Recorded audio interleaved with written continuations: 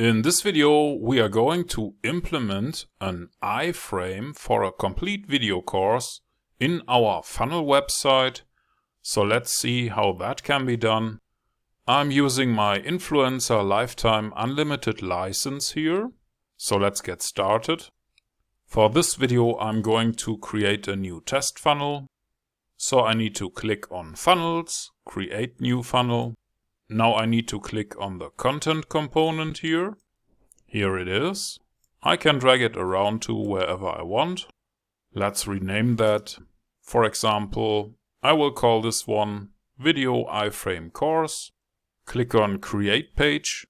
You could pick any of the templates here, but I would like to create a blank page. This is the preview.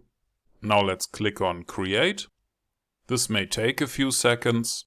Here we have a new section. Now let's delete that.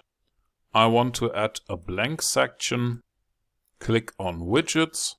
Please select the code section here and drag and drop it into the new section. Now you should see this little text. This code cannot be executed in the editor. Click on the website preview. Please mark the text. Click on a little pencil icon. Here we can insert some code. So let's go to the playlist that I want to implement. I can now copy this embed code here. Go back to the website editor and paste the code into this little area here. Now please save the page. You still don't see anything. Please click on the little door icon. Yes, we want to exit the editor. And now you should see some content here in the preview area of the content page. This is the link. You could change the name for the link in real time. Please click on Save. That is this little disk icon here. Now please turn on the funnel. The switch should turn to green. Select the Video iframe Course page and click on the little eyeball here.